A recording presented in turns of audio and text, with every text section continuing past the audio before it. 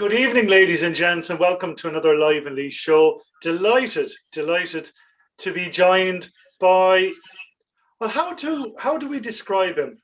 He was a great rugby player, a great rugby coach, a children's author, a successful businessman, and the strongest string to his bow, and he'll admit as much himself, as a powerful mental health advocate.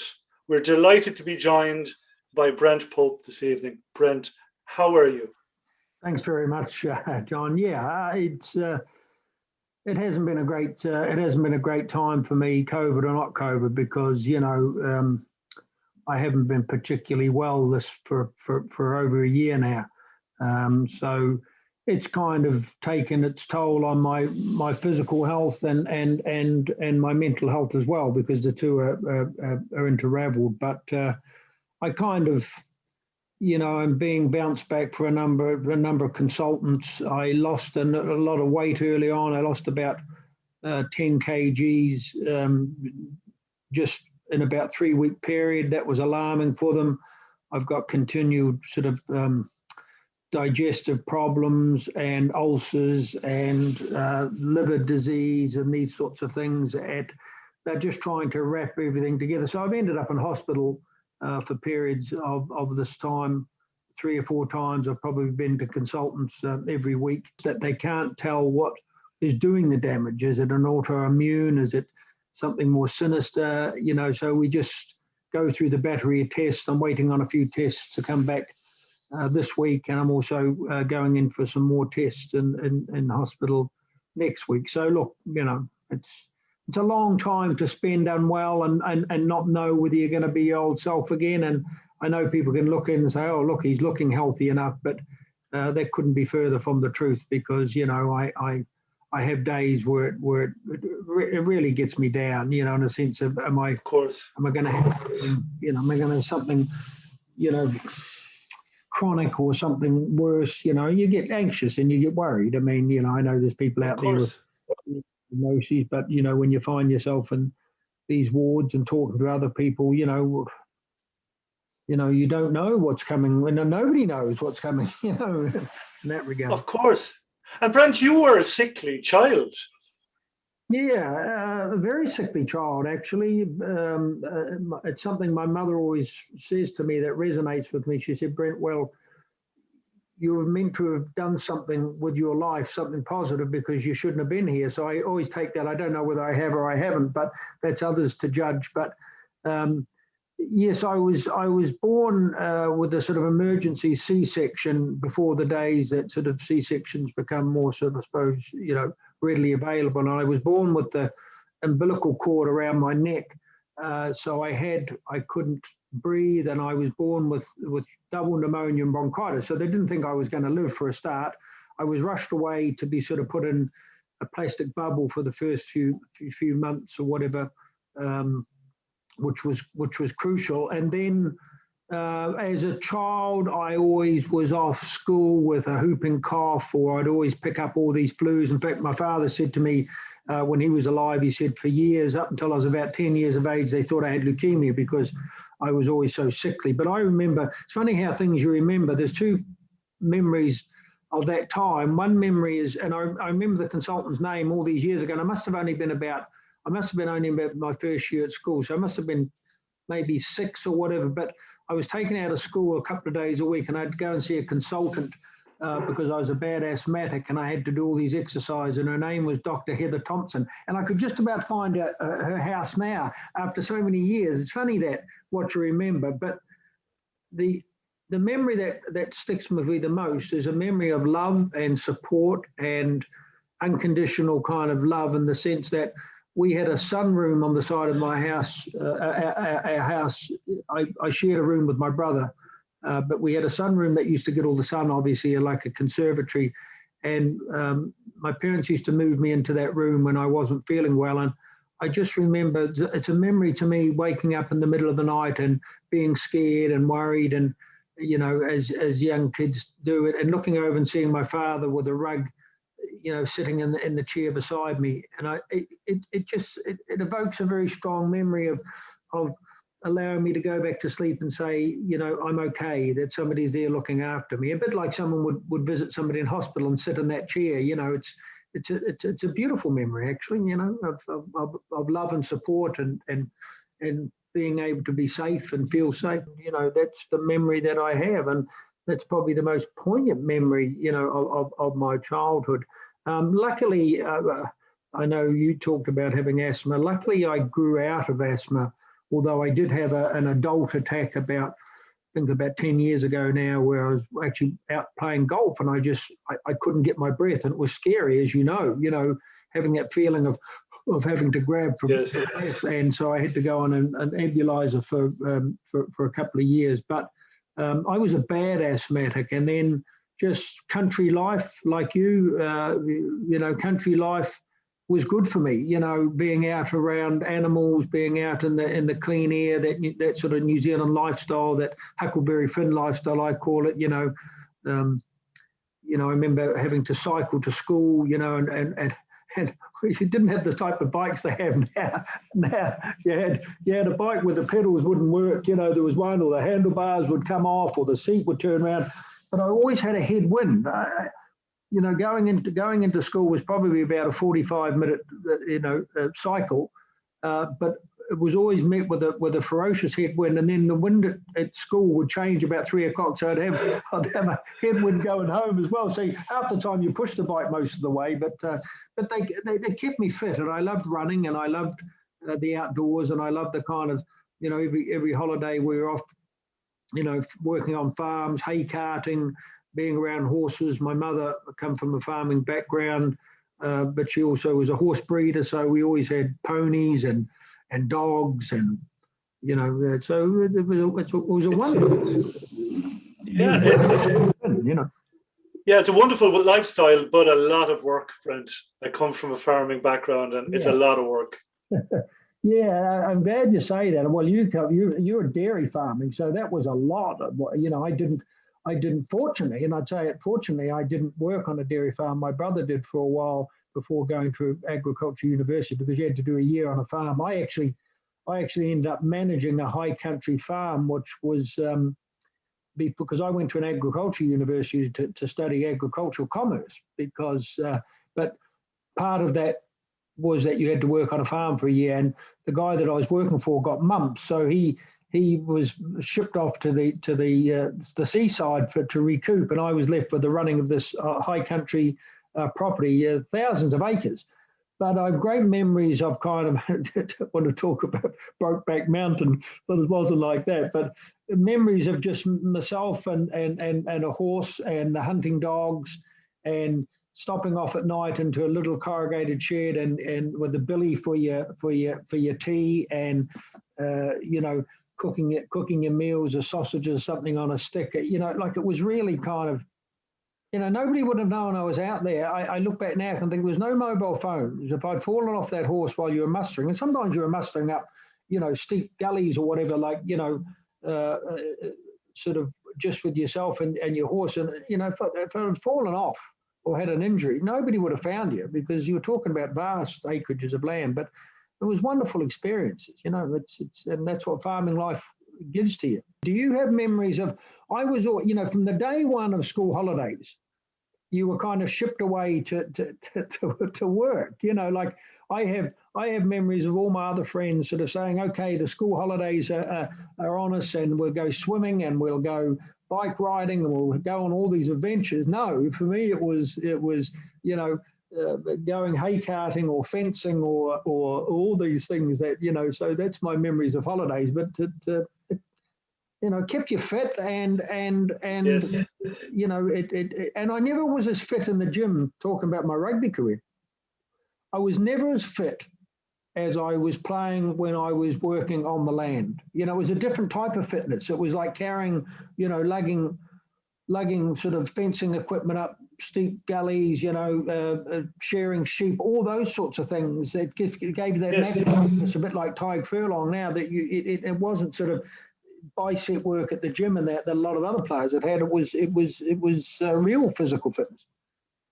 Yeah, absolutely. If you look at the folk heroes of Irish rugby in the last 20 years, John Hayes, my namesake, Sean O'Brien, and of course Tyke Furlong, who in his position must be the best prop in the world. Best prop in the world, and Sean O'Brien probably one of the best flankers in the world, and John Hayes also. John Hayes actually kind of revolutionised propping in a way, because he was the first of a number of props that came in that were so tall, because John was about 6'4".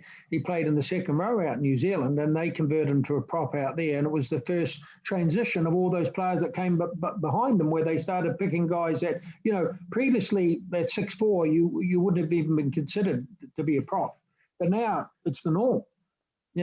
It's the norm. It's amazing how the game has moved on. I mean, back in the 1980s with the New Zealand squad, you'd have a lot of farmers, and then of course going back to Colin Meads, and all these farmers, the legend himself, and now you don't have so many people who are working day in day out physically. No. You make a really good point, John, because Canterbury, where I come from and where I started my rugby career, Canterbury is probably the heartland of New Zealand farming. It's probably the heartland of Southern Hemisphere farming, given the land and the Canterbury Plains or whatever like that. But a lot of the players that came through the Canterbury Academy and went on to play for All Blacks, actually, when they tracked back over their sort of history, that a lot of them come from farms or were still working from farms. They didn't come from necessarily from feeder schools. There was a few feeder schools in Christchurch, where, Christchurch Boys High, St Bede's, Christ College, that would have fed most of the players into the academies, a bit like UCD, and, taking up players from Marys and Congos and Black Rock. But then they discovered that a lot of players that were deemed to be good enough for the academy were actually coming from country-based clubs like Glenmark and these sort of things, where they were just working as shearers or farm labourers or whatever. So they started to look at their whole academy acceptance and say, look, let's take a certain amount of people from jobs, and certainly a lot from the school. So there's a nice balance between people, that have come from different backgrounds in their academy system. Yeah, and of course, I mean, in New Zealand, rugby is the sport. It's only really in the last 20 years rugby has got popular in Ireland. So, and we've had to, in Ireland, like all the Northern Hemisphere teams, we've had almost 2 decades to catch up on the Southern Hemisphere sides, especially New Zealand and South Africa. Because, of course, the claim was you were amateurs back before, but you really were professionals. No, we really were professional. And it's funny, when I first came over to Ireland to play, I remember being pulled over by the captain at one time and say, don't be coming over here showing us up with your fitness, and, because I was a couple of laps ahead of them when we were doing the warm-up. And I, because I had trained as a professional rugby player, even though I was amateur. But it was just a whole different take on preparation for matches, and that were a lot different when I came to Ireland. In the sense, you're more likely to sit down and have a cigarette after training, or go for a couple of beers, than you were. I'd never had a cigarette in my life till I come to Ireland. I wasn't a big drinker until I come to Ireland for those first few years. So it was a bit of a culture shock to me, but yes, I look back, on my own rugby career, and I still believe that I played over a period of 10 or 11 years where they were the toughest rugby times to play in New Zealand. I think New Zealand, rugby has gone on, absolutely, but it's also, the gap has been narrowed, as you say, by teams like Ireland and teams like regularly when I was playing, including South Africa, the Springboks, they would get beaten handsomely by provincial sides. You'd have, I think in my last year, Otago, who I played for, they beat the Springboks and they beat the Lions in 1 year.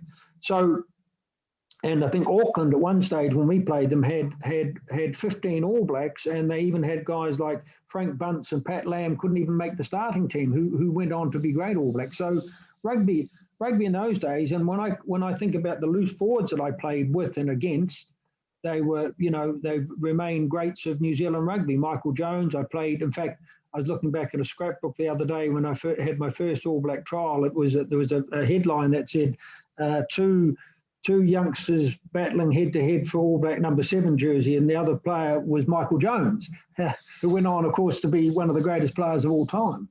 But Buck Wayne Shelford, who went on to captain the All Blacks, Zinzan Brooke was a bit younger, but coming through the system. Alan Wetton. Some of these players that I played with and against remain the best players in their position in New Zealand rugby and the world. So it was a tough breeding ground. Absolutely. Well, Buck, Zinzan, Michael Jones, you're talking all-time greats. Yeah. And here's where the disappointment came, I suppose, for me, is because, I started my rugby career, I didn't come from a rugby playing feeding school, so that was slightly more difficult. We had a good team, but we were like a country school in the sense I didn't come from, say, a Blackrock equivalent or something. I could have. My father was at St Bede's College, which would have been a feeder school, and I had a chance to go there, because of my rugby ability in the last years of school, but I would have been lonely. I was quite a shy kid. So I started playing for Canterbury, and then I got sort of poached to go and play for Otago and formed a loose forward trio there with 2 other All Blacks, Mike Brewer, who came over to Leinster to coach for a season, and Paul Henderson, who captained the All Blacks on a few occasions. So we had a good back row, the match of any in the country. But I then 97 World Cup coming up, I decided to be the fittest player in New Zealand, and my God, did I train! I 87, Brent, yeah. 87. I've been around the fringes. I've been voted as sort of one of Otago's best players, and I think I was in one of the best players domestically in New Zealand at that stage when they had a vote of all the players over that year. But I thought World Cup in New Zealand, small town kid from Ashburton, New Zealand.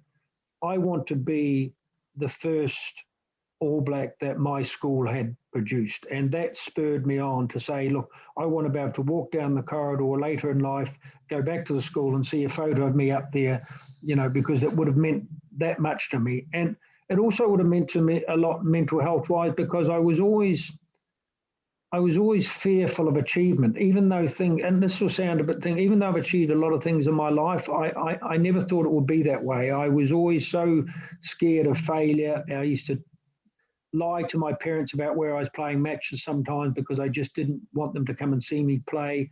I was embarrassed, and I wish looking back now I had a more self-belief, because I was a good rugby player, and I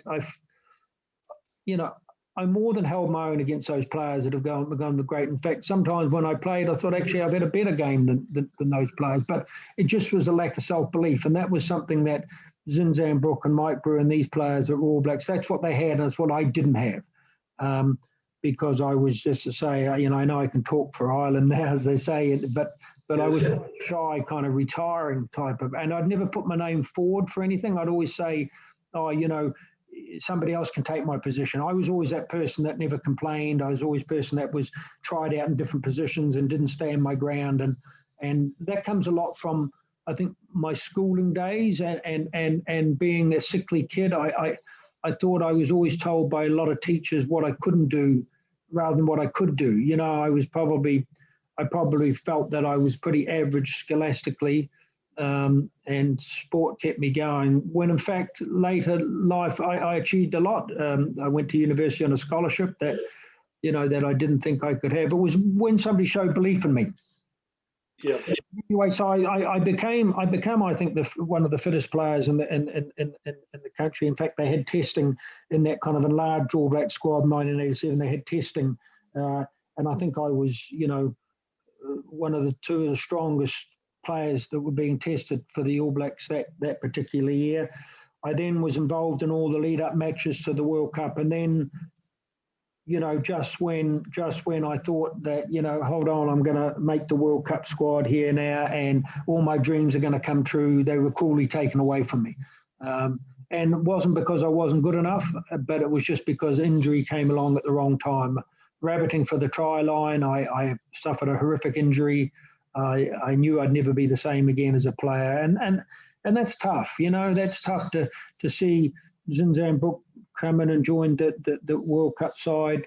Then the selectors rang the hospital and said, is Brent available? And they said no. So there were headlines saying ruled out of the All Blacks or whatever for 87. And it was devastating. It's still devastating for me now, because I keep looking back and think, in the words of Marlon Brando, I could have been a contender, and I'll never know. To the day I die, I'll never know truly how good I could have been, because I know that I was good enough to keep good company, Michael Jones, Zinny Brook, all these guys, and be respected in New Zealand rugby. And a lot of New Zealand rugby is about respect. Sadly, I think they've lost that a bit over the years, because so many players have been capped for the All Blacks now, you can't remember them. That didn't happen in my day. You had to have played 80, 90 games for your province to be even considered to be in the All Blacks. But look, I think I handled it like Popey would, like on the TV, and then I'm looking back interviews and saying, oh, well, one of the things and that. But underneath, I was dying, underneath it was just... Yeah. It re-emphasised to me, John, everything I thought about myself. It re-emphasised that, giveth and then taketh away. That's going to be always the way my life goes. It's always going to be, get me to that sort of the precipice and then pull something away. So I just thought that was always going to happen. I just thought, and I could have had something to do with it. I look back and think, maybe my lack of self-belief and that did play its part in me getting injured even, but it was devastating. And it came back to haunt me a few years later when I had, I'm not ashamed enough to say it now, I had what would be common, I suppose, as an emotional breakdown, where that was just another thing that I had shelved, that came back to haunt me big time a couple of years later. Yeah, like it was a huge blow. I mean, a huge blow. But what I take away is you're a little bit fatalistic. You're kind of blaming yourself. You're actually very, very hard on yourself, because that door closed, another door opened. You came over to Ireland. You played and coached with St Marys RFC. And then, of course, you went up the road to Clontarf. And you took the Red Bulls by the horns, so to speak. And you took them up to the heights of Division 1 in the AIL, and they had never even dreamt of getting that high in the Irish rugby scene. No, I love that, and you make a good point. I love those days, because I actually left St Marys at the sort of peak of my playing powers, and the reason I left was because I think I was 30 or 31 at the time, which wasn't old.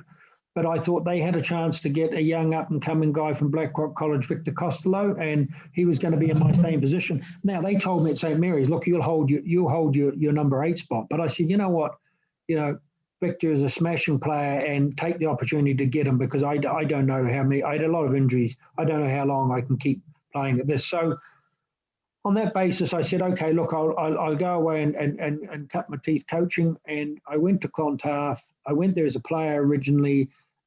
We were languishing on the bottom of Division 3 of the AIL League, and we'd lost every match up to Christmas. And they more or less come to me and they said, either you take over as coach or you can go as well. I hadn't even played a game for them by that stage, because you had to wait that period out before Christmas. So I took over coaching, and I suppose I become Dr. Jekyll and Mr. Hyde overnight, because suddenly the players couldn't drink. Suddenly they had to be fitter than they'd ever been. So suddenly I went from somebody that was maybe sitting down the back of the bus having a couple of pints with my teammates to somebody being up the front of the bus saying, no, look, all drink is banned. So I banned the drink. I had to kick a few players out the gate. I brought a few more players in, players that I thought that had always been really underrated in other clubs. And I built a team. I built it around my captain, Matt Smith, who was fantastic. He was a Clontarf Kiwi guy to come over there, and then the likes of players from Greystones, Alan Dignam and Richie Murphy, who's now the Irish skills coach, and Pat Ward and Bernard Jackman and others, and Gara Hearn all come from other clubs, Shane Guerin. So I built a team of sort of, I'm not saying a team of misfits, but players that hadn't been appreciated in other clubs. And yeah, we won the Division 3 and were promoted. Then the next year in Division 2, we won Division 2, I think, within that year or the following year. Got up to Division 1, won the Leinster Senior Cup, and I remember there's a great old store with there, Harry Brooks. Everybody that knows Clontarf rugby know Harry. Harry was in tears because Clontarf had not won a kind of a major trophy in a number of years. He'd been involved with, and he could just see the development of the side, a couple of floodlit cups. Then I decided, look, I'd taken them as far as I could. I think we ended up just outside the top 4 of the first division. So we become not only in the first division, we become a good first division side without having any international stars or whatever. You know, it was a team built just with grit and player camaraderie. And then I went back to Mary's in their centennial year because they asked me to come back and coach them for a year because they'd always had a great side, but they'd never been able to gel together enough to win the AL. And it had been no other team from Leinster have ever won the AL, surprisingly enough, even though they'd had great sides in Blackrock and Lansdowne and Mary's and other teams, they'd never won it. So we went back and armed with the new captain, who was Trevor Brennan, who did a fantastic job, and the likes of Victor and Mallow Kelly and Dennis Hickey and John McWeeny and Conor McGuinness and so many of them to mention, Emmett Byrne, we won it for the first time, and it was great in the centennial year. So then I had to decide whether or not I wanted to be a professional coach or whether I wanted to go in the media, and I enjoyed my time in the media at that stage. So, you know, I had offers to go and coach professionally, and look, I just don't think I would have been in a place to do it mentally. I don't think I could have gone to. I loved Ireland at that stage, and I loved my friends, and I loved life in Ireland, and I don't think I could see myself going to Italy or something, or to the UK or whatever. And I'd spent time in the UK playing, and I'd become lonely, and I'd spent time in other places and become lonely. So I decided then, look, okay, media is where I'm at, you know. And I look back and I think, okay, you know, how good a coach could I have been? I don't know. I'll never know that as long as same as a player. Yeah, because for our viewers, to put it into context, 25 years ago, I mean, the AIL was Irish rugby because the provincial scene was one man and his dog. Basically. One man was dog, and you're quite right. People didn't want to get. They didn't see getting selected for Leinster, a bit more at Munster, but they didn't see getting selected for Leinster as any big deal because it was accumulation of a number of clubs. So you'd have your supporters for your individual clubs, be it Wanderers or Lansdowne or whatever in Leinster, and then they would feed players into it. But then you'd only have half a dozen players. You know, I remember playing a game for Leinster there, and I think, you know, there's only a handful of spectators at the game. And I remember going back to St Marys and they said, well, if you get injured for playing for Leinster, we're not going to pay your flight back home or something. So I had to pull out of provincial rugby. But you're right.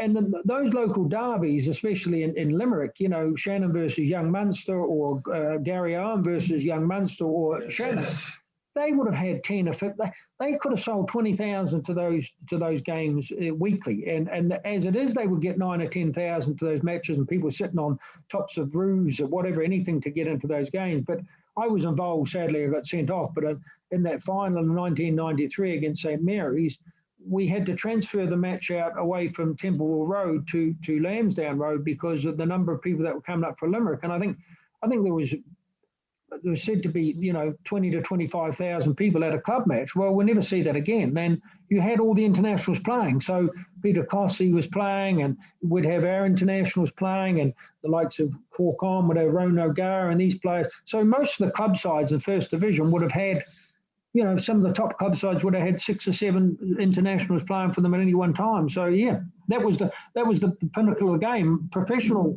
rugby only really came in 2005, and that's when players started to be paid, and that's when it became more important for them to play for the likes of Ulster and Munster and Leinster and Connacht, you know, because it became a job. You know. Correct. Because back then, like, provincial rugby wasn't on a player's radar. I remember in our club at home, Kilfeacle, we had a great prop, PJ McLaughlin, who went on to play with Old Crescent.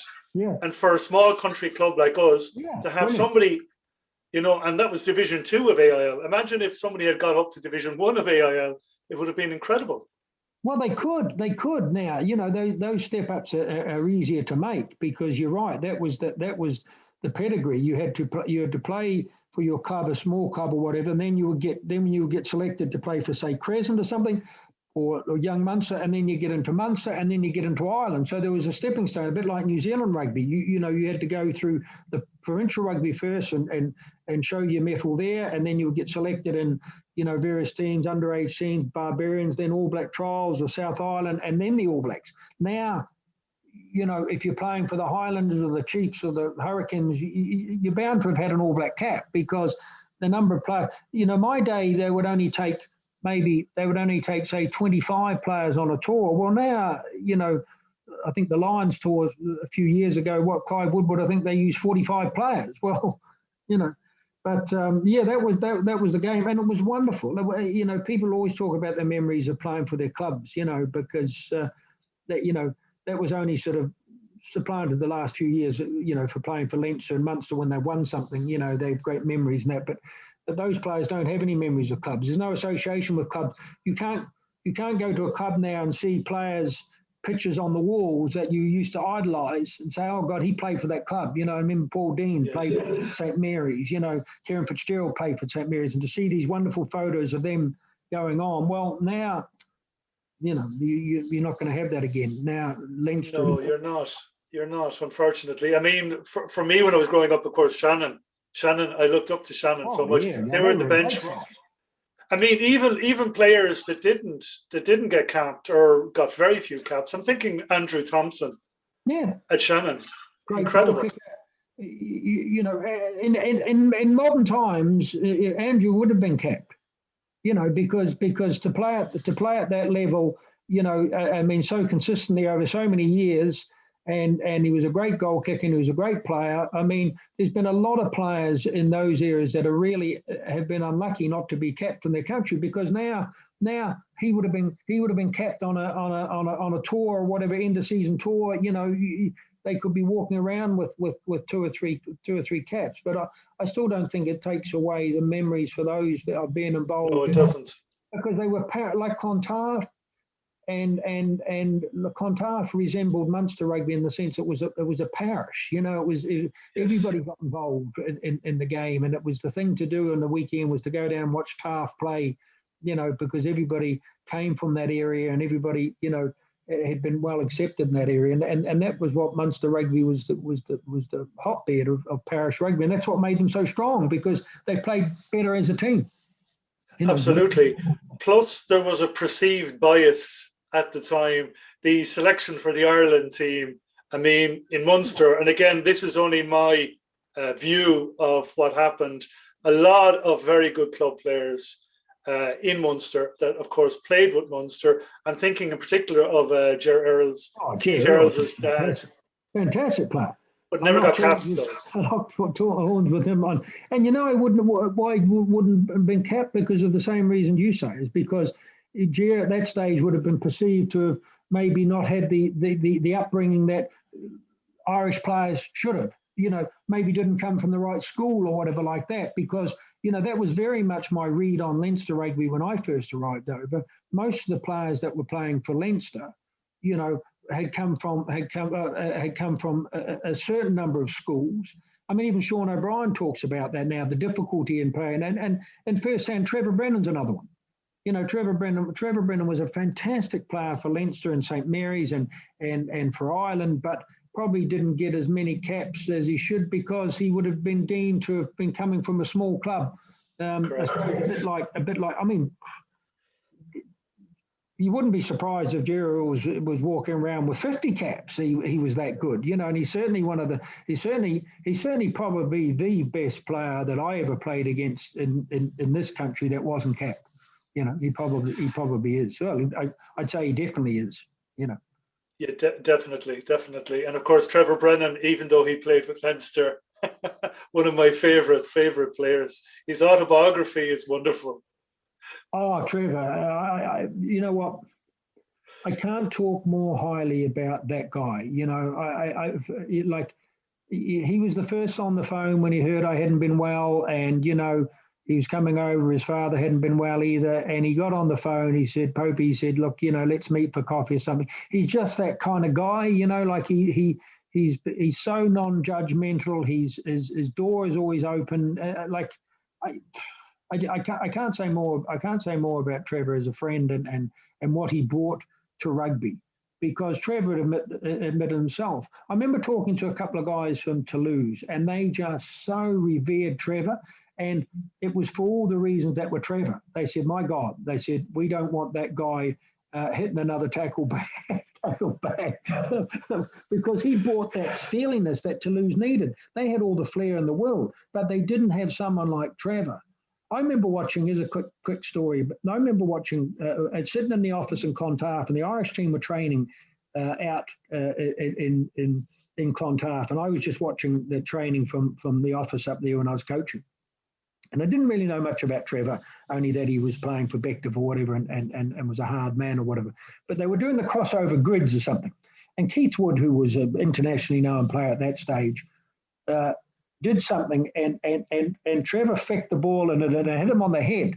Well, this to Keith Wood was like, nobody's done this before. And I think Trevor said something like, you've got your caps or something, I want mine or something, so feck off or something. Like, and I thought that's the type of guy that I want in my team, and that's the type of guy that Ireland needs in certain situations. And then Trevor came to St Marys. I appointed him as captain, which went a bit against the grain, but he was a fantastic captain and bandaged up, put together with thumbtacks. He would just go through a brick wall. You don't have to say to Trevor, look, Trevor used to wind him up easily. Say, oh, this guy, Dion O'Quinnigan or something, Trevor, he's been saying that, you're not up to standard or something, or Trevor would be like, let me at him, But anyway, so they were great days. So then I went into the media, and I loved my time in there equally. I loved that. I loved those days of entertaining match. I mean, we started covering matches in the kind of old rickety stand above the Lansdowne Road. Every time the train come in, the whole shed would shake. And then also going down to Munster when George was predicting that Munster were going to lose, there'd be people up, throwing cans. Sometimes I fear for George's safety getting out of Limerick, but they were great days. And Bill O'Hurley and of course Doyler and all those people that I work with, and Conor O'Shea and Shane Horgan and Rog, and I've been wonderfully lucky in my life, to work with such players that I could only admire, and I mean, George and I had we had a good cop, bad cop, love-hate relationship, but nothing was ever scripted, Sometimes would argue, I couldn't, what's George talking about, Joe Schmidt lost the changing room, and Brian O'Driscoll is too slow, and Tommy Bowe is, past it, and all these things would have flaming rows about, but it was entertaining, and we always had that other person that was Tom, and that Tom would stir the pot and was great at that, and then we'd have the expert like Conor O'Shea, who was brilliant, or Shane Horgan or Ron to come with the technical stuff. But we wanted it to be a show that people could feel they were involved with it as well at home, that you were sitting on a seat and saying, geez, it's half time, what's George going to say about this now? People sometimes wanted things to happen so that George would comment on. They wanted Ireland to win by more points. And stuff that George, and he always took it. He always took it well, and he always apologised when he needed to, and he always said, well, he's wrong when he needed to, and ate humble pie pretty well. But somebody told me once they had a flat. It must have been a university flat, and they used to invite all their friends around to watch the match, and they would set up a sort of a big screen before the days, and the big screen, they'd have the big screen TV, but they said they had to put an old fire mesh in front of it, because they said people would be up throwing cans and bottles at George at half time. But great memory, fantastic time. Yeah, I mean, it was. I mean, the names trip off the tongue. The lineup, the Holy Trinity or the Unholy Trinity of Irish rugby, and then of course you had the equivalent with the soccer, and to this day, I mean, it was just incredible. You Tom, and then with Bill and the soccer, and two boys working off of Tom, brilliant. Yeah, well, that's it. And Glenn Cannan and Niall Cogley, heads of sport, were both visionary in the sense of the panels they had. And I used to equate it because I loved watching Eamon Dunphy, and I wasn't a football supporter, because I'd say, well, I thought I'd be like that person sitting in the bar, and I'd say, I thought Ronaldo was a good player, and yet Damon Dunphy's saying he's only useless, and I loved their dynamic. So we sort of took that dynamic into the rugby. So we were all different people, and sadly those panels have gone. They've been watered down, if that's the right word. It's become, I'd be regarded as a dinosaur now, like a lot of those players. But I think there's still a place for. I still think there's a place for opinion. And I still think there's a place for people that are going to not toe the party line necessarily, and say if somebody is playing badly, that they're playing badly. I always used to take it, John. I never once criticised a player that wasn't due to be criticised. And quite often, if they ever approached me after match, which some did, and said, what you said about them, I'd turn, the first question I'd say is, well, did you think you had a good game? And to this day, they all said, no, I didn't. I said, well, then you've got to accept it. Because, if you're turning around to me and saying, I thought I was outstanding, then I'd say, well, look, let me go back and look at it again, and I'll make my apologies if that's the case. But I never had that. I never was once approached by a player that I didn't sit down with and say, okay, well, I think you missed 3 or 4 tackles that were crucial. And they'd say, yeah, maybe I did, and I said, so I have to call it.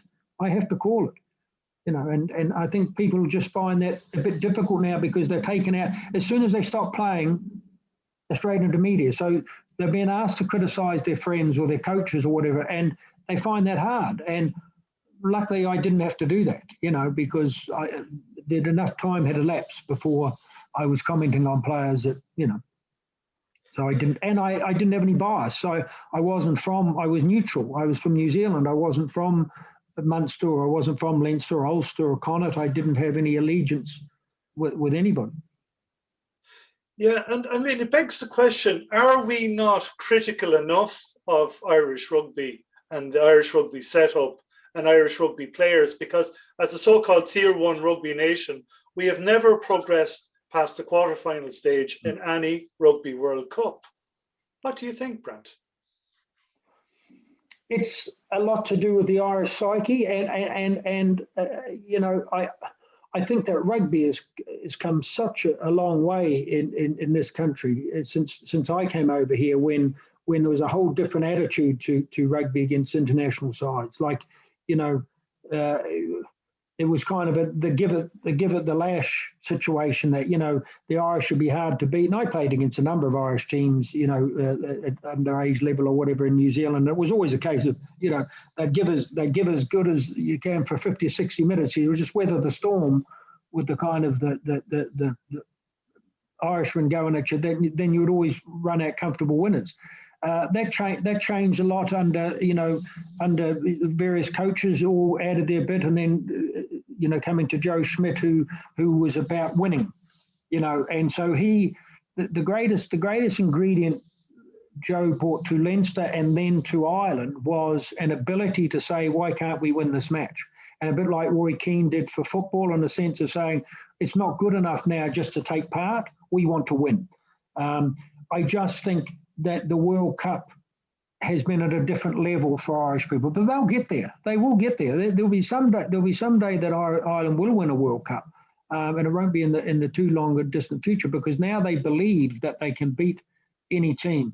It's just that previously, and you couldn't tell players because they wouldn't want to hear it, but when they write their autobiographies, they often put in it, I didn't think, or I didn't believe we would win that match. I didn't believe going to the World Cup that we were prepared enough to win, or I didn't think that the players coming on the field would offer. You get that. There's a trail of that through autobiographies of people that saying, okay, they just didn't.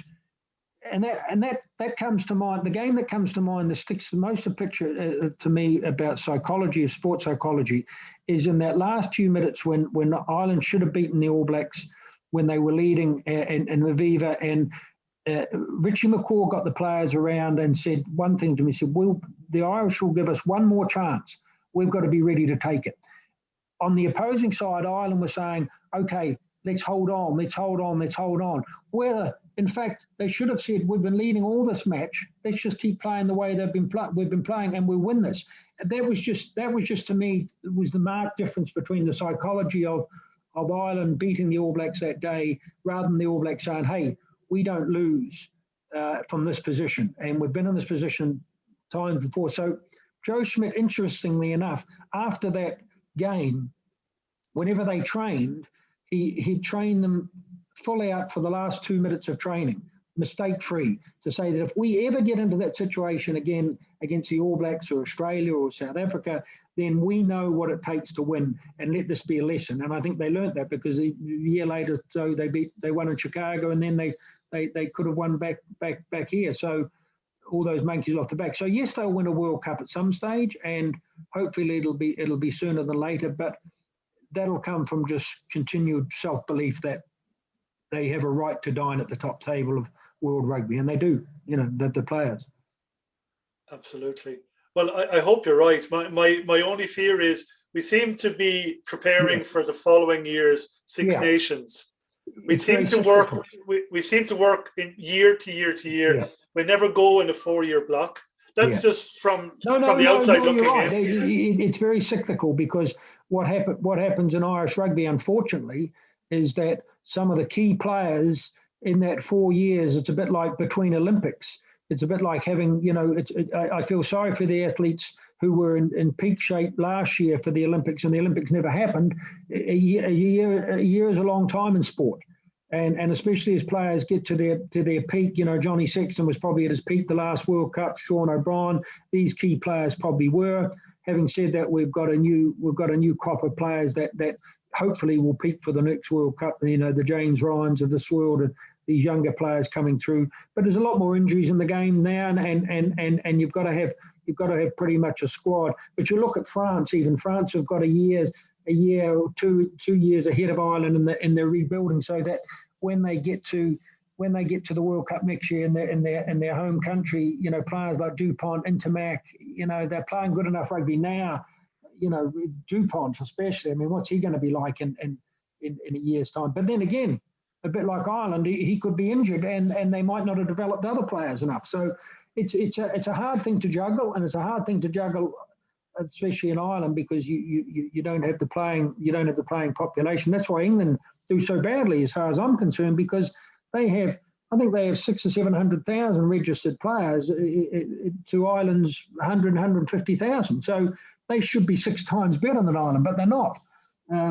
But it's just about selecting the right players, and the RFU and the Irish selectors have done a pretty good job at that to date. So absolutely, I'd love to go again, because I so loved Japan. It was just an amazing tour, when I didn't think it was going to be. Sometimes in life, those trips you go on that are most memorable are the ones that you thought, I hummed and hawed about going out to Japan. I thought a different culture. I'd been to Japan before, and I didn't have, so much crack, and the language barrier was an issue, and that.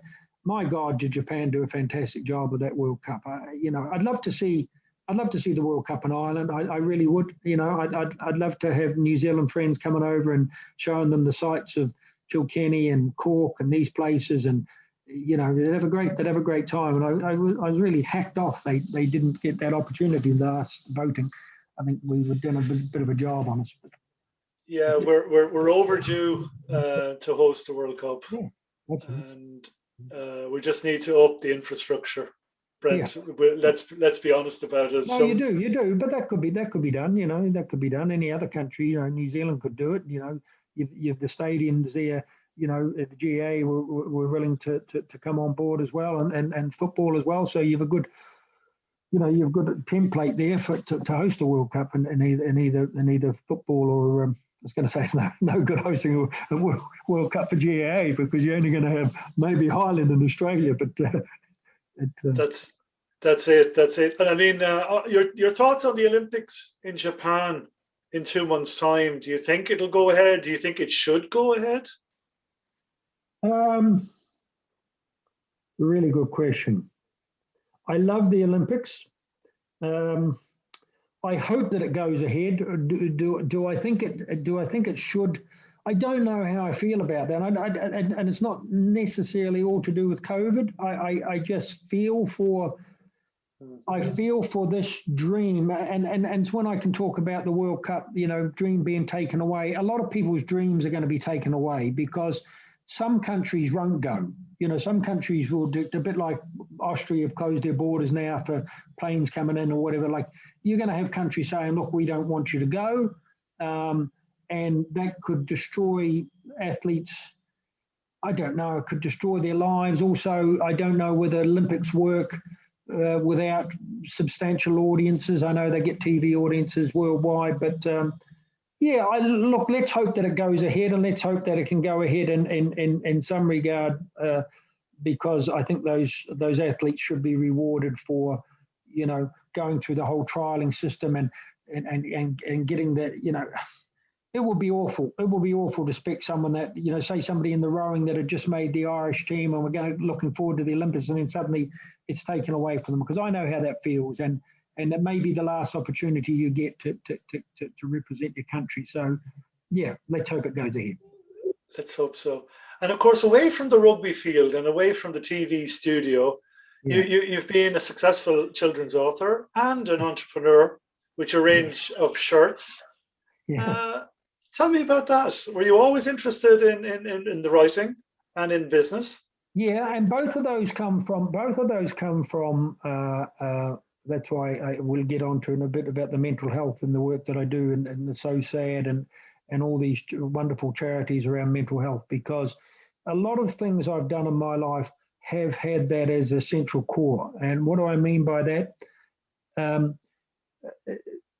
I had a teacher at school. I was probably, amongst all my other problems of being asthmatic and being sickly, and I was probably slightly dyslexic in the sense that I was always good at creative. I love things on TV that involve creativity, whether it's wheeler dealers, whether it's fashion, whether it's painting.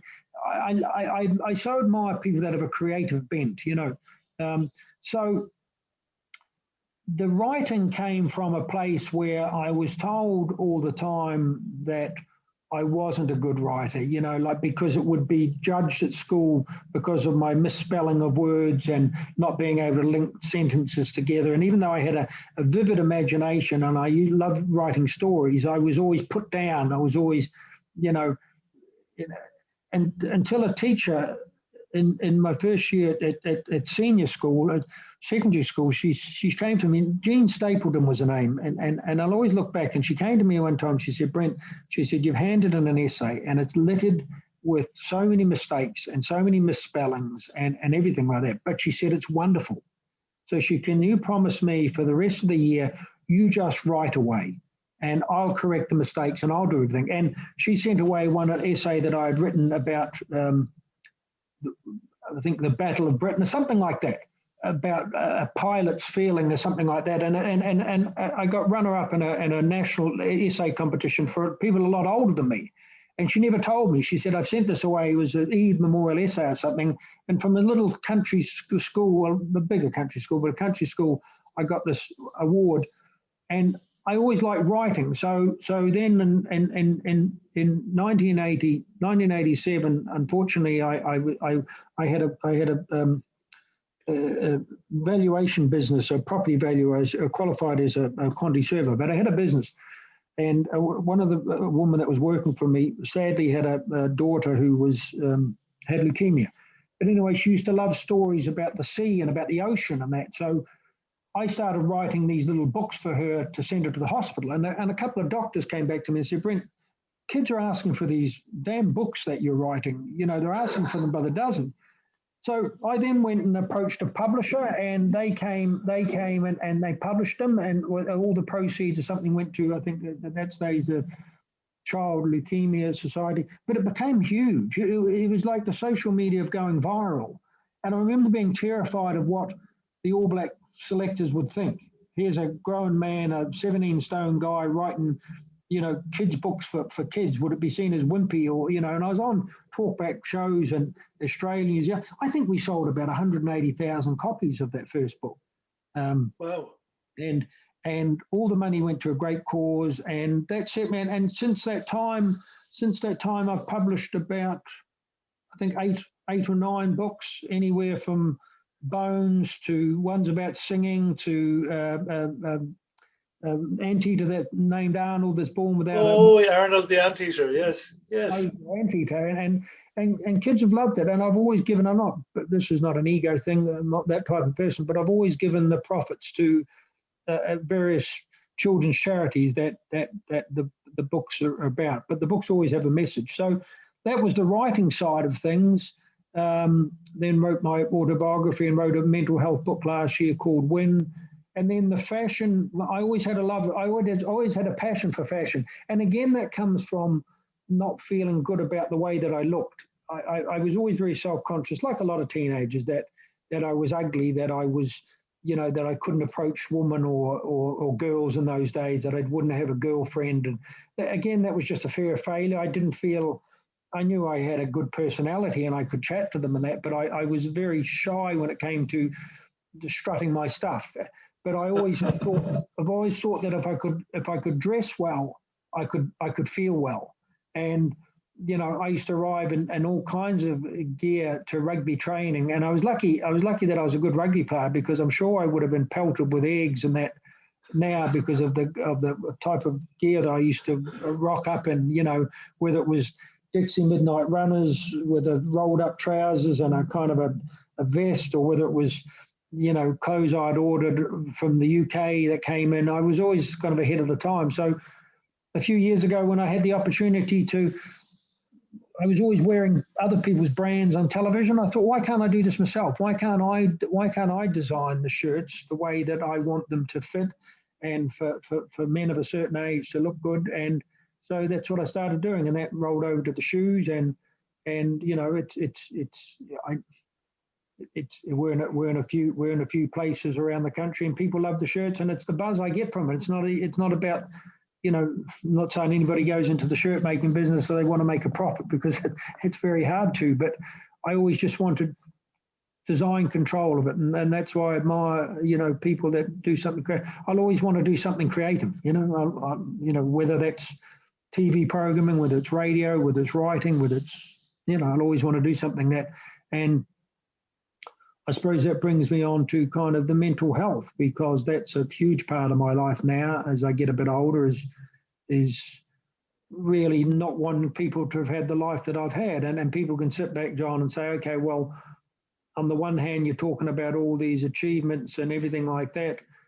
They should have made me happy, but they haven't. They've spurred me on, but that's a bit different to making you happy. And I think it was just, for the first part of my life, it was about proving that I could do something to everybody other than myself, if that makes sense. It was saying to the teachers, or that, that I am a good writer, that, it was saying to coaches that I am a good rugby player. It was saying to people that I don't have to feel ugly about myself. So it was all, much of my life has been about proving it to others rather than saying I'm happy in my own skin, so my problems from an early age were always anxiety, I'm always catastrophe anxiety.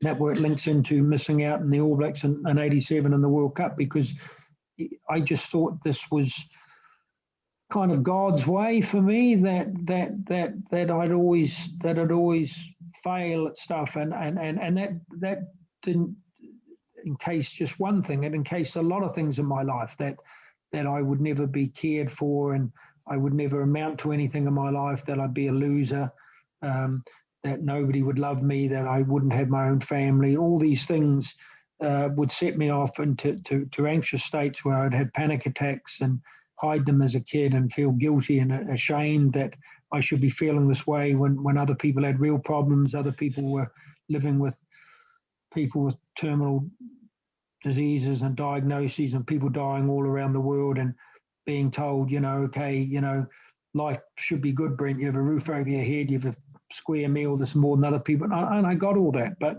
it didn't stop me being, I suppose, tortured by anxiety and you know, it ended up obviously depression, because anxiety is like the dirty cousin of each other. They, you know, if you have anxiety for a long period of time, you're going to feel depressed, and people will know all about that. So for most of my early years, I hid that. You know, I was a mask of false happiness. I would be the team joker, the class clown, the person that problems would roll off my back, and nobody. That's why I wrote the book. That's why it was called "If You Really Knew Me," because I don't think I only knew myself. You know, I felt ashamed. I couldn't get help for my mental health.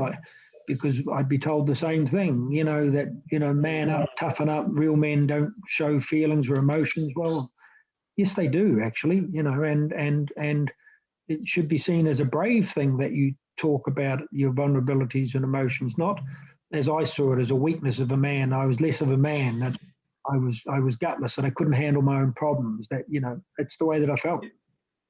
Well, society has moved on. I mean, you're just a few years older than me. We're a similar vintage. If my school experiences were similar to yours, you would have had one or two very, very supportive teachers, and the others wouldn't understand. It was a different society then, a different era. I mean, I contrast that to, I went to a local school here yesterday, Mount Mellick Community School. They had a fashion show, and it's just wonderful to see such a welcoming and inclusive and supportive environment now. Isn't it fantastic? Isn't it fantastic that young children at school now, and I see it. A lack of racism, a lack of homophobia. You know, like these kids talk about, those things that we would have questioned, you know, all our lives, especially me. It's water off a duck's back, and even when we talk about sort of racism.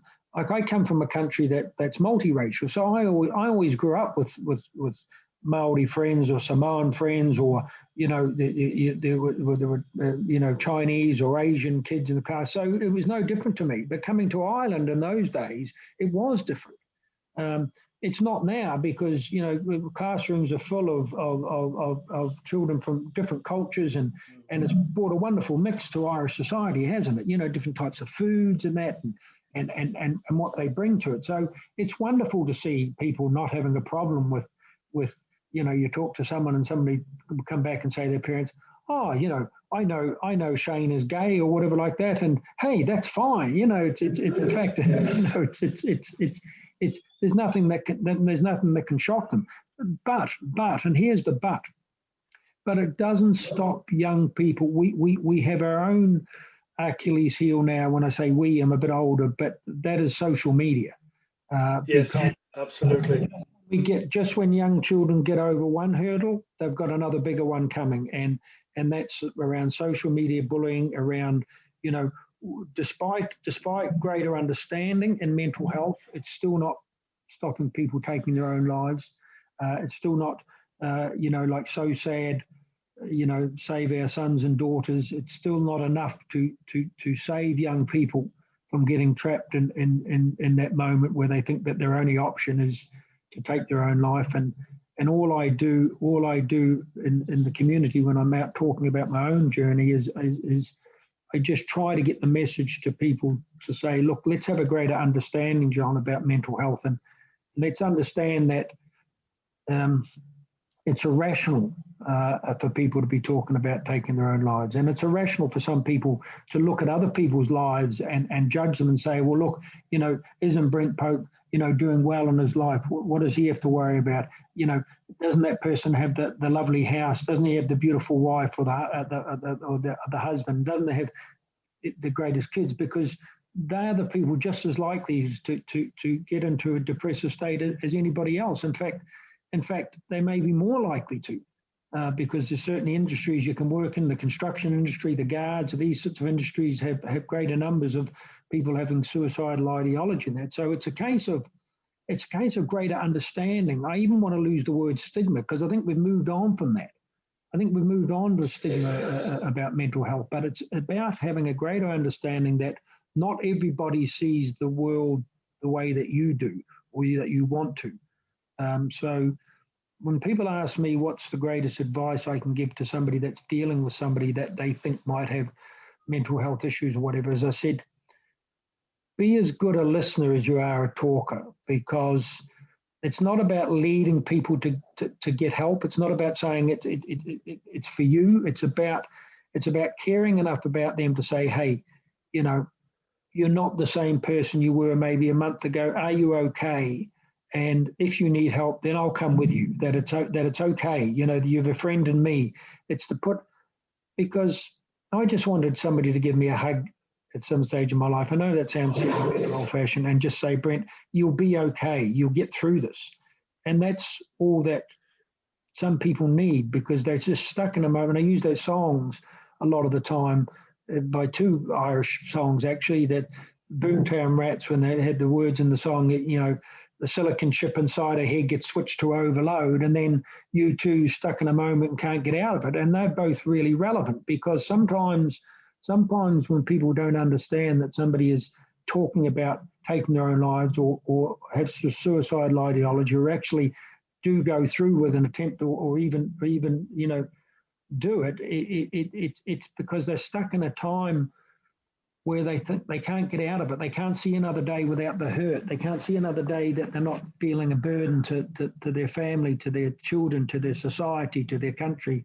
And they just want the hurt to stop. And they think, foolishly, they think that that's the answer when we know it's not.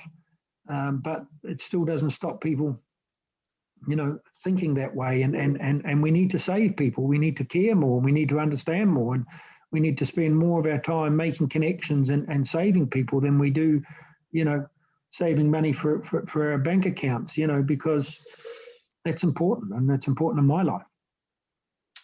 Yeah, no, I do agree that as a society we've moved on. I still think we have a journey to go, though. I know of suicides, and I mean, of course, you have to be aware of the sensitivities involved, and the family's wishes.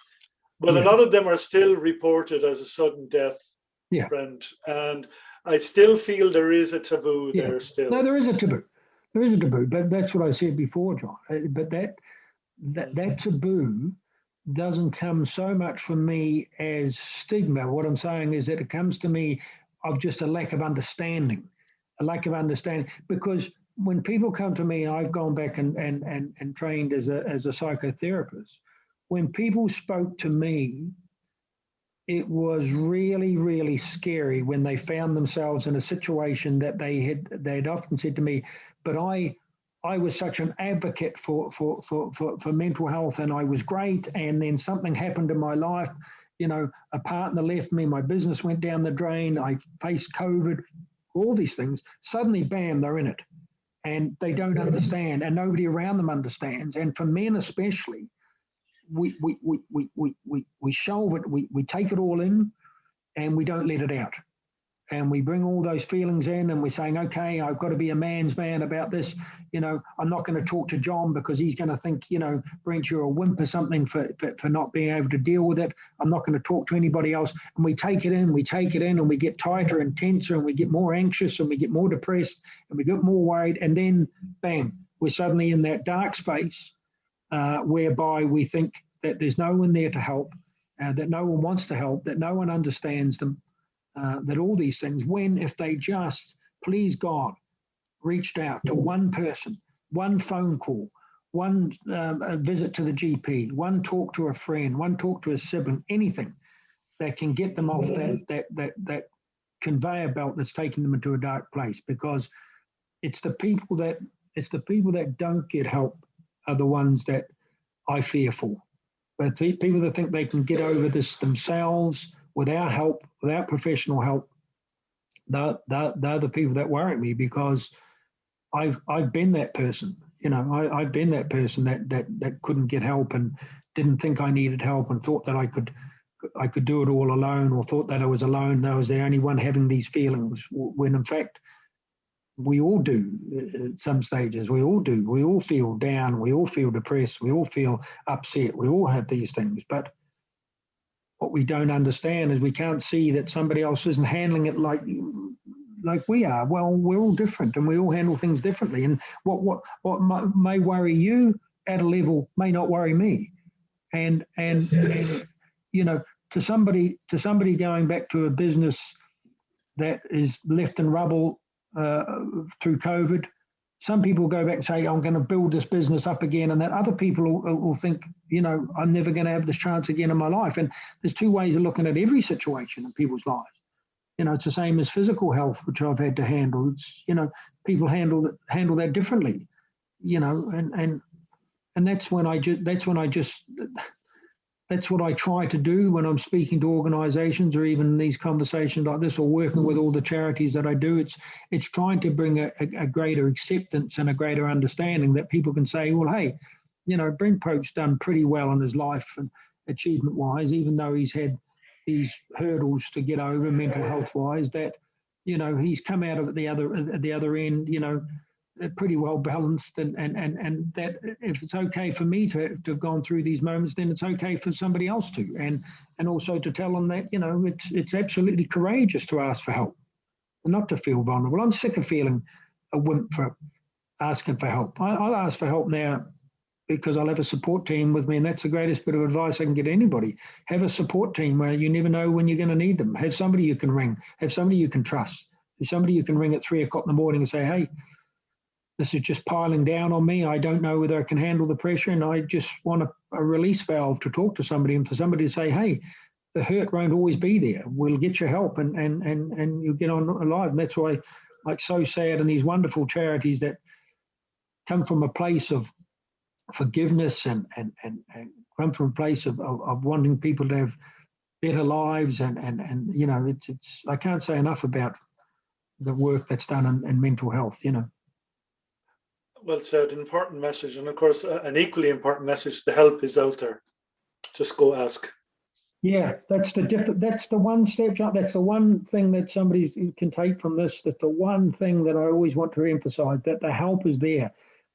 You might not get it, sadly, because a lot of mental health, I suppose, that the traditional roots of mental health are sometimes people feel a bit blocked because maybe you can't get appointments, and maybe when you want to see somebody that can't happen.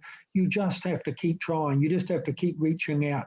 You know, use all your resources available to you, and find someone, find a psychotherapist, find a psychologist, find professional help, find a GP that understands, find a friend that understands, because there are people out there that want to help, and there are people out there that you know, they just need that you need to make the first step to reach that. And it's the same as help can go two ways. Help can be a smile or a kind word at work. It can be, you know, how are you getting on, John? You know, how have you found COVID? And really listening to people and listening to their answers, and saying, you know that you're a friend of me if you ever have any problems. And I'd like to say, you know, you'd be the same for me, and build up that trust, because you might never know when you need them. And that comes from every day, just treating everybody a bit kinder, random acts of kindness, empathy, gratitude, all these things we can practice in our lives, you know, especially now, you know, because it works both ways. You know, you smile at somebody and they smile back, you immediately feel better. You know, you make a compliment to someone and you say, hey, you're looking great, John, and you know, and they make a compliment back, you immediately feel better. So, you know, I've come up with an idea that I'm going to run out, you know, hopefully after COVID, is when I was in the hospital ward there, I never felt so alone, John.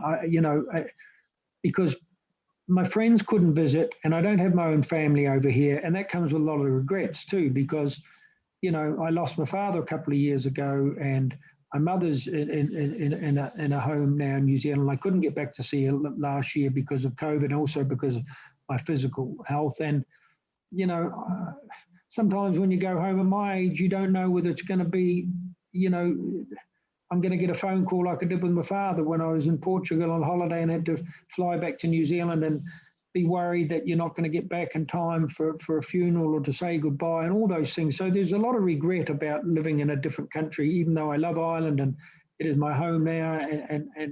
But there's also regret about, you know, not experiencing my own family's life, and I don't have family of my own, and I'm not married, and so I felt very alone, and a chaplain who was coming around the ward I was in just said, Brent, please, people know who you are in here, and they're talking about you, not in a bad way, but they're just saying, oh, Brent Pope's in that other room or something. And she said, you have an ability to go around and make someone's day a little bit better, and even if it's talking to them about rugby or sport and taking their mind off their illness or their prognosis or whatever. So I thought there's something in that, because I got something out of it as well. Talking to people, and they come back and they said, Brent, it was great just to be able to talk to someone without having our own family here about something completely left field. And I thought about setting up something whereby hospices or hospitals could contact me, and I could have a list of GAA players or rugby players or sports people that would be prepared to call out and visit someone. And it doesn't have to be someone in hospital. It could be just someone that's lonely, somebody that's a supporter of Laois GAA or something and has a fan out there, somebody that can't get to see them anymore and would love a player to call in and have a cup of tea with them coming back from training. Something that allowed sports people or idols to give something back. Not red carpet, not PR, not driven by photos and this is what they did. Just somebody that I could send a message to and say, look, Rono Gar or something, or if Trevor Brennan, if you're going past Blackrock Hospital, you have a great fan in John Noonan who sadly, got a bad prognosis, and he'd love to spend 5 minutes with you, So I'd love something. So that's my kind of ambition now, is to set something up like that people could contact me and I could contact the people and they could visit them if they wanted to, That would make a huge difference in a lot of people's lives. Well done. But think of loneliness. Think of loneliness, John. Think of that person that has been widowed or whatever, is down the country, is working on farm, because there's another area whereby people sadly take their lives in greater numbers, is in the farming community, and that because as you know yourself, sometimes passing on the farm to the new generation, they don't want to go farming, and sometimes farmers can feel very lonely, very isolated, because quite often they're in isolated areas anyway. I mean, they may be not able to get down to the pub anymore. They may not be able to get down to a GA match or a rugby match, and yet still follow it, and would love somebody to make a connection with them, and somebody just to call in and send them a message and say, hey, John, I know you're a great, supporter of Galway GAA or Cork GAA. Would you mind if a couple of the players called in one night after training? Wouldn't that be wonderful for both, for both parties, not just, for both sides of it, from the sides of people calling in to what they get out of it, and to the person being visited, what they would get out of it, because we need to be kinder to each other. I know that's a simple thing that's, that's my life. My life. It's an important message. Be kinder and seek help. It's out there.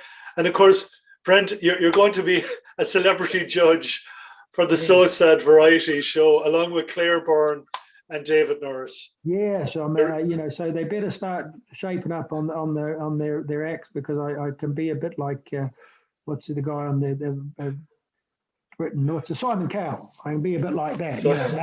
I don't. Look, it's wonderful to be asked. When I was called and told about the charity and the work that they do. It just sums it up. Like if I can do anything, I will. I don't know what sort of judge I'll be. I don't know what sort of acts are coming down the line. I love impersonators. I love magicians. So if that puts a hint out to anybody for my vote. But look, I'm looking forward to it. And I think it's more about bringing community together. It's more about bringing Laois together, or whatever, for a great cause and enjoyable cause. And so really to get the word out there that there is help out there, and there are charities doing wonderful work and in your very own county. So really support it. I've been down Laois Way a lot of times. It's a beautiful part of the country. So it's a very proud. It's beautiful. Yeah. It's beautiful. it's stunning, and now people just need to get. We need to put more kindness into community as well. So this is a way of doing it. So support it and look after yourselves and be kinder and also reach out for help. So that's all I can get. So if you've listened this far, I talked your ear off, and I apologise for that, but it's been wonderful. So thanks very much, Tom. Well, thanks for coming on, Brent. An absolute pleasure, and especially with the rugby and the mental health. And thanks, and to our viewers, I hope you found the chat thought-provoking,